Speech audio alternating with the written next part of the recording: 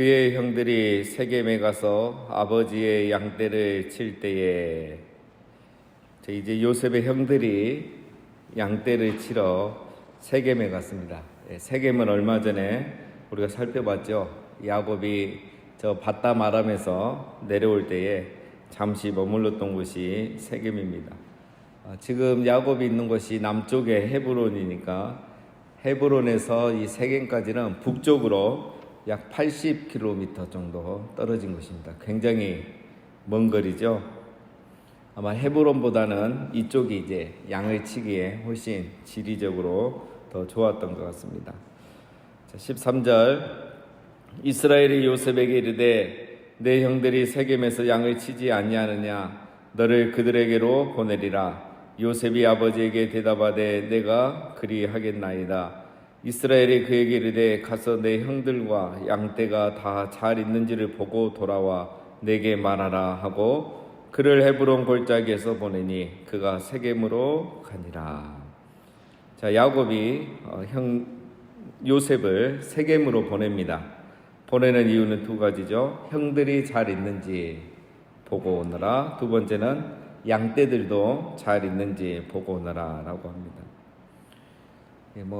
형들이 알아서 잘 할 건데 왜 요셉을 이 세겜까지 보내서 이 두 가지를 확인하라고 하겠습니까?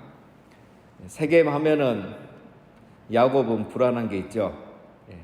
얼마 전에 있었던 그 세겜 사건, 세겜 땅의 주장이었던 세겜이 레아를 통해서 낳은 딸 디나를 욕보였던 곳이 바로 세겜이죠.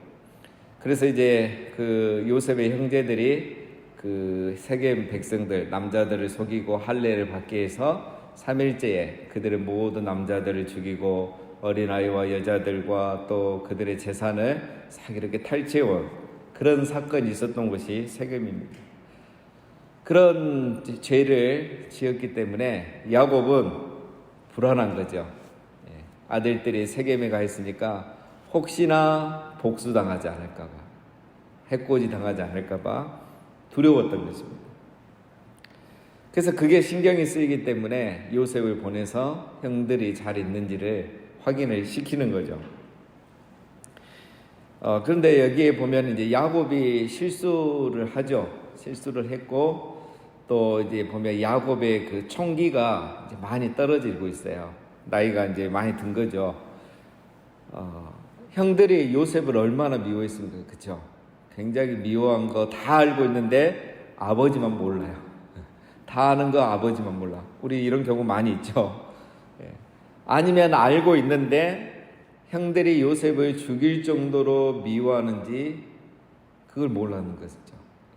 그 정도까지는 아니겠지라고 생각했을 수도 있습니다.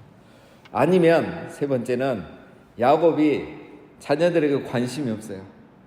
그냥 이제 많기도 많으니까 알아서 크겠지 이렇게 생각할 수도 있지만 아마도 관심이 없었던 것 같아요. 그런 분위기를 알면 요셉을 보낼 수가 없는 거죠. 이미 야곱의 형제들은 샬롬이 깨져 있죠. 이걸 조금만 알아도 보내지 않았을 텐데 그것도 어디입니까? 저 멀리 세겜까지 아버지의 손이 전혀 미칠 수 없는 거리고 또 가장 사랑하는 요셉을 보내지 않았을 건데 이렇게 하는 걸 보면 야곱이 지금 판단을 잘못하고 있는 거죠. 자, 어쨌든 요셉은 이제 아버지의 말을 순종해서 갑니다. 이 세겜까지 80km나 되는 그 먼 거리를 가죠. 그리고 이제 13, 14절을 보면 사실 요셉도 별로 긴장을 하지 않습니다. 그렇죠? 물론 우리는 이제 결과를 알고 있기 때문에 그렇지만 요셉이 뭐 상상이나 했겠습니까? 자기를 팔아 넘긴다거나 구덩이에 던져 넣다거나 뭐 죽이려고 했다는 이런 거는 상상도 못 했겠죠. 단지 요셉의 생각은 하나입니다. 아버지를 기쁘게 드리고 싶은 거죠. 아버지 말씀에 순종해서 기쁘게 드리고 싶어서 간 겁니다. 자, 그런데 세겜에서 형들을 찾는 게 쉽지가 않죠. 15절에 보면 어떤 사람이 그를 만난즉 그가 들에서 방황하는지라 그 사람이 그에게 물어 이르되 내가 무엇을 찾느냐? 그가 이르되 내가 내 형들을 찾아오니 청하건대 그들이 양치는 곳을 내게 가르쳐 주소서. 자, 요셉이 형들을 찾지 못하고 들에서 이제 헤매고 있었죠. 쉽게 찾을 줄 알았는데 그게 아니었습니다. 뭐 오늘처럼 핸드폰이 있는 것도 아니고, 그렇죠, 내비게이션이 있는 것도 아니고, 그 먼 길을 가고 또 그 넓은 들에서 형들을 찾겠다는 것이 놀랍죠. 자, 요셉, 어쨌든 다행히 그래도 요셉이 이렇게 막 헤매고 있는 것을 어떤 사람이 보고 이제 말을 먼저 걸었죠. 이제 젊은 어린 아이가 이제 이렇게 와서 헤매고 있으니까 친절하게 와서 묻습니다. 요셉이 이제 자기 형들을 찾고 있는데 여기 말고 또 이제 어디 양치는 곳이 있느냐 이렇게 묻는 거죠. 17절에 그 사람이 이르되 그들이 여기서 떠났느니라. 내가 그들의 말에 들으니 도단으로 가자 하더라 하니라. 요셉이 그의 형들의 뒤를 따라가서 도단에서 그들을 만나니라. 예, 그 사람이 다행히 친절하게 형들이 지나가면서 하던 말을 들었던 거죠. 그래서 알려줍니다. 도단으로 갔다 이렇게 말하죠. 도단이란 곳은 이제 세겜에서 북쪽으로 또 20km, 30km를 가야 있는 곳입니다. 다행히 요셉이 도단으로 가서 형들을 또 순조롭게 만납니다. 자, 모든 일이 순조롭게 풀린다고 해서 그게 다 또 좋은 것만은 아닐 때가 많죠. 18절 요셉이 그들에게 가까이 오기 전에 그들이 요셉을 멀리서 보고 죽이기를 꾀하여. 자, 요셉이 멀리 오는 것만 보고도 요셉인 줄 알았습니다. 사전에 약속된 것도 아닌데 어떻게 알았을까요? 저 멀리서 이 들판에 양떼를 치러 오는 사람이 긴 옷, 채색 옷을 입고 올 리가 없겠죠. 딱 봐도 요셉인 거예요. 뒤에 보면 야곱이 그 채색 옷을 입혀서 보내거든요. 그러니까 멀리서 봐도 요셉인 거 딱 아는 거죠. 그래서 요셉을 보는 그 순간 잊었던 분노와 시기와 질투가 불일 듯이 일어납니다. 그래서 집에서는 아버지가 있기 때문에 이런 감정들을 숨기고 있었는데 지금 아버지가 없어요. 그 감정이 억제가 안 됩니다. 그래서 이 악한 감정이 그 형들을 다스리기 시작하는 거죠. 그래서 그 형들이 요셉을 죽이기로 계획을 합니다. 자, 그런데 여러분, 우리가 창세기를 지금 계속 보고 있는데 이 창세기에 보면 희한하게 다 형이 동생을 죽이는 모습이 계속 나와요. 이게 벌써 세 번째죠. 첫 번째는 4장에서 가인이 아벨을 죽였죠. 그리고 27장에서는 에서가 야곱을 죽이려고 왔는데 이제 나중에 결국 마음이 이렇게 변해서 죽이지 않았죠. 오늘 37장에는 이제 요셉의 형들이 요셉을 죽이려고 했죠. 물론 이제 두 번째, 세 번째는 실천은 되지 않았습니다. 자, 근데 이게 이제 우리 타락한 인간의 그 폭력성을 보여주는 거죠. 그리고 이 약한 세상을 간접적으로 보여주고 있습니다. 강한 자, 있는 자가 약한 자, 힘없는 자에게 이렇게 폭력을 행하는 인간의 모습들이 이제 계속 이렇게 보여지고 있는 겁니다. 자, 19절 서로 이르되 꿈꾸는 자가 오는도다. 자, 요셉이 저 멀리서 오니까 동시에 서로를 바라보면서 말합니다. 꿈꾸는 자가 오는도다. 이걸 보면 요셉의 형제들의 요셉을 바라보는 시각과 감정이 다 똑같다는 걸 알 수 있습니다. 요셉을 보는 순간 동시에 말하는 거죠. 야, 저 꿈꾸는 자가 오는도다. 여러분, 우리가 이 말씀을 이제 한동안 굉장히 좋은 의미로 사용을 많이 했습니다. 그래서 수련회 늘 주제였죠. 꿈꾸는 자, 꿈꾸는 자가 되십시오. 요셉처럼 꿈을 가십시오. 이런 얘기를 이제 많이 했는데 사실 꿈꾸는 자가 오는도다 이 말은 그 비전을 갖는 그런 좋은 의미가 아니고 형들이 요셉을 빈정거리는 말입니다. 야, 저 봐라, 저 꿈꾸는 자, 저 꿈꿨다고 그때 말하는 애가 오고 있다. 이렇게 하면서 그 꿈이 이루어지겠냐, 현실이 되겠냐, 말도 안 되는 꿈이다. 이렇게 요셉을 비아냥거리는, 빈정거리는 말이죠. 한마디로 요셉의 꿈을 무시하는 말입니다. 무시하는 말. 여러분, 왜 형들이 요셉의 꿈을 이렇게 받아들이지 못할까요? 동생이 자기들을 찾아서 이 먼 거리를 혼자서 왔는데 자기들은 형제들하고 종들하고 같이 왔을 거 아니에요. 근데 요셉이 이 먼 거리를 혼자서 왔다는 것 자체가 딱 보면 아버지 심부름으로 온 것인데, 그 동생을 보고서 이렇게 빈정거리는 말을 하고 그 꿈을 무시하는 거죠. 왜 형들은 요셉에게 이렇게밖에 안 될까? 이게 바로 그 형들이 자기 중심적인 세계관을 벗어나지 못하고 있기 때문에 그렇습니다. 요셉의 꿈은 요셉의 야망이 아닙니다. 여러분, 요셉이 계획한 것도 아니죠. 요셉이 자기가 꿈을 꾸려고 한 것도 아니에요. 우리는 수련 때 여러분 꿈꾸는 자가 되십시오, 꿈을 가진 자가 되십시오 하지만 실제로 요셉의 꿈은 요셉의 꿈이 아니에요. 요셉이 꾸었을 뿐이지 자기가 그걸 계획했거나 꿈꿨거나 원했던 게 전혀 아니라는 거죠. 하나님이 그냥 요셉에게 꾸게 해주신 거예요. 그것도 비슷한 꿈을 2번이나 꾸게 해준 거죠. 하나님의 꿈이에요. 하나님의 꿈을 요셉이 자다가 본 거죠. 꿈속에서 본 거죠. 이 말은 뭘 말하냐면 이게 요셉의 꿈이나 계획이나 야망이 아니고 하나님이 요셉과 그 형제들 12아들에게 주시는 꿈인 거예요. 요셉이 꾸었을 뿐이지 하나님의 꿈이고 그것은 요셉에게만 해당되는 게 아니라 12아들에게 다 해당되는 거죠. 단지 그 꿈에 요셉이 주인공이 될 뿐이죠. 다 절을 받으니까 주인공이 됐을 뿐이지 그 꿈 자체는 이 12명에 대한 모두에게 해당하는 꿈이라는 거예요.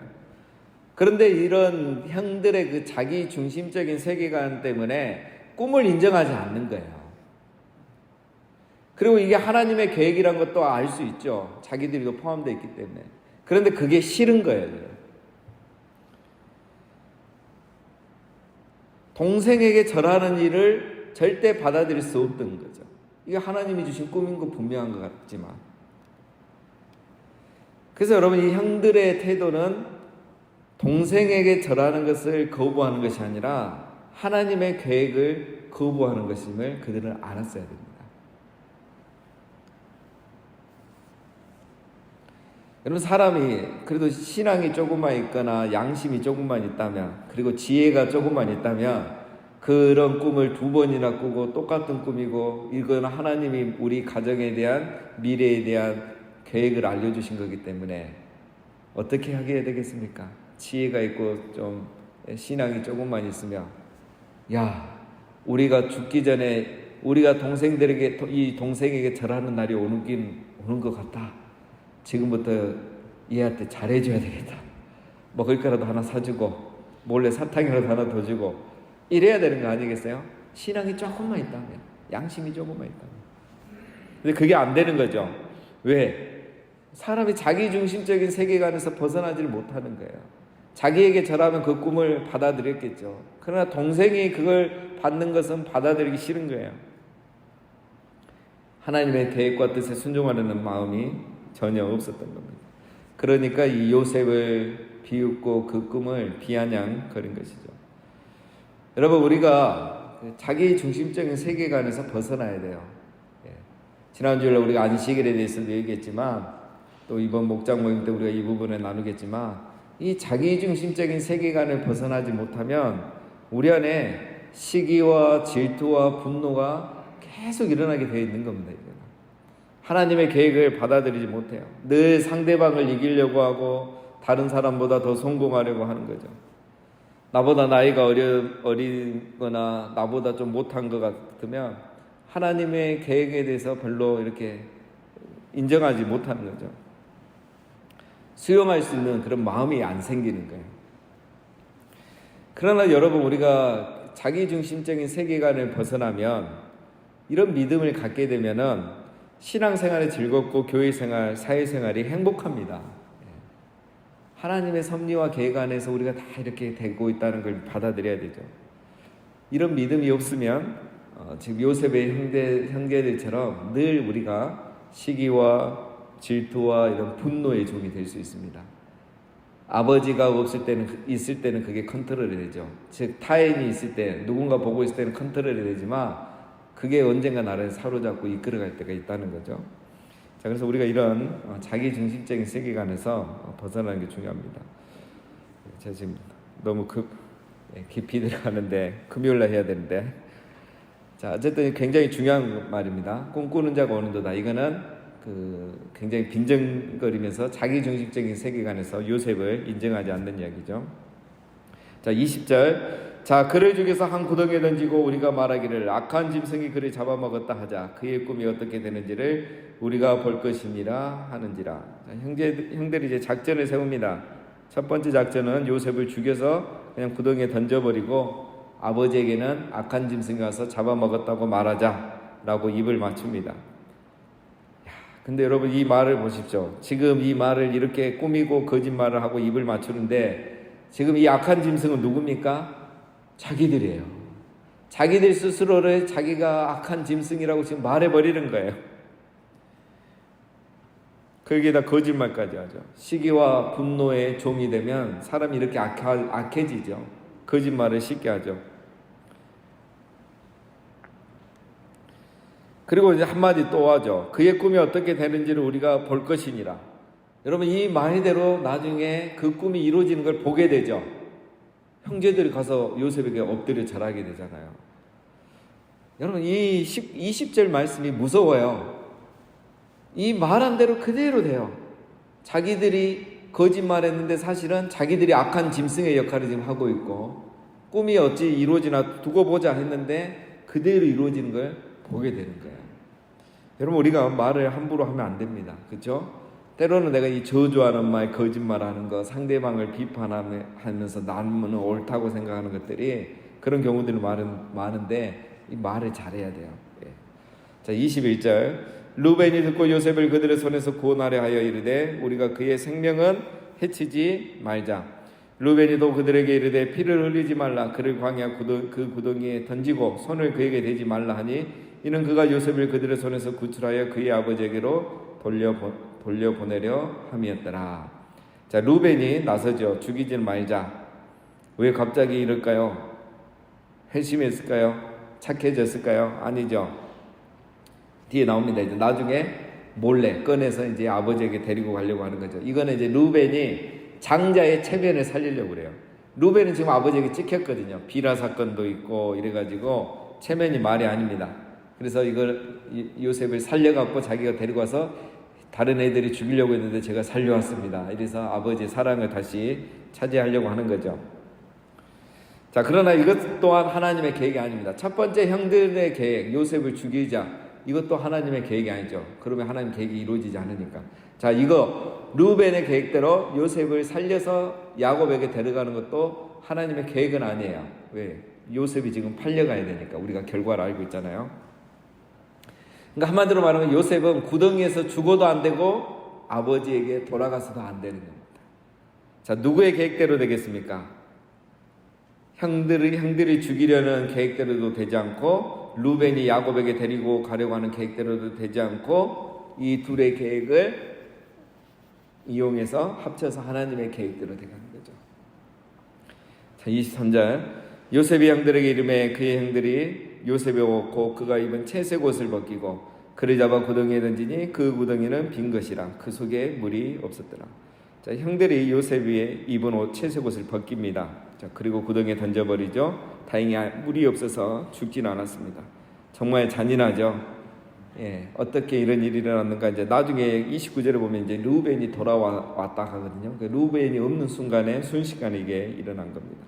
자, 이제 내일 보면은 이제 유다가 이제 한 가지 또 새로운 안을 제시하죠. 그래서 또 다르게 흘러갑니다. 자, 여러분, 오늘 장면을 이제 정리하면 한마디로 이렇습니다. 그렇죠? 의인을 죽이려는 이 악인들의 모의, 계략.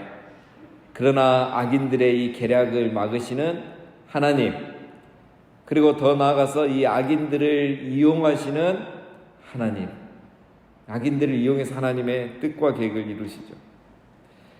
하나님은 형들의 증오와 시기를 이용하시고 형들이 죽이려는 그 계획과 루벤의 그 체면 살리기 계획까지 하나님은 다 이용하셔서 하나님의 뜻을 이루어 가십니다. 그래서 결국 내일 유다가 제안한 대로 팔려나가는 거죠. 여러분, 잠언 16장 4절에 보면 여호와께서 온갖 것을 그 쓰임에 적당하게 지으셨나니 악인도 악한 날에 적당하게 하셨느니라. 하나님께서 지금 이 악한 형들을 다 적당하게 사용하고 계시는 거죠. 다시 요셉의 입장으로 돌아오면 요셉은 지금 자기는 이유를 알지 못하는 애매한 고난에 당하고 있습니다. 아직은 결과를 모르니까요. 자, 그러나 이거는 우리는 알고 있죠. 요셉은 고난에 당하지만 하나님은 요셉을 준비하고 계시는 겁니다. 하나님의 사람은 태어나는 것이 아니라 만들어진다고 말하죠. 하나님은 요셉을 지금 만들어가고 있는 거죠. 애굽의 총리로, 그리고 자기 가족을 구원할 사람으로, 더 나아가서 자기 민족을 구원할 사람으로 하나님이 만들어가고 계시는 겁니다. 여러분, 하나님은 동일하게 오늘도 우리를 만들어가고 계신 줄로 믿습니다. 그렇게 생각하면 여러분, 고난이 기쁜 거죠. 또 우리를 힘들게 하는 사람이 다 나쁜 것만 아닙니다. 하나님께서 도구로 사용하고 계시는 거죠. 오늘 이 말씀을 우리가 이제 결과를 알고 있기 때문에 이런 결론을 또 내릴 수 있습니다. 여러분, 보면 하나님은 아무것도 낭비하지 않는 거죠. 낭비가 없습니다. 오늘 이 형제들의 모든 이 복잡한 관계 속에서 요셉을 준비시키고 훈련하고 계십니다. 이게 하나님께서 요셉을 사랑하신다는 증거이고 그를 훈련시키고 있다는 것이죠. 여러분, 오늘 나의 환경, 내 계획대로 되지 않고 뜻대로 되지 않는 이런 복잡한 우리 환경들, 가정이든 사회생활이든 직장이든 교회든 그런 것들, 또 그 속에서 또 때로는 나를 힘들게 하는 사람들, 이거 다 하나님께서 나를 만들어가고 있는 하나님의 손길로 보실 수 있기를 바랍니다. 그래서 오늘 말씀을 우리가 두 가지로 적용해 볼 수 있습니다. 첫 번째는 가능하면 내가 악인의 역할을 안 해야 되겠죠. 악인의 역할을 안 하면 훨씬 좋은 거죠. 그렇게 내가 악인의 역할을 하지 않기 위해서는 시기와 질투와 증오와 분노, 비교, 원망에서 벗어나야 돼요. 이런 것들은 다 자기 중심적인 세계관에 갇혀있을 때 나타나는 현상들입니다. 다른 사람을 인정해주고 다른 사람을 높여주는 거예요. 그게 이제 다른 말로 하면 다른 사람을 나보다 낮게 여겨라 이거예요.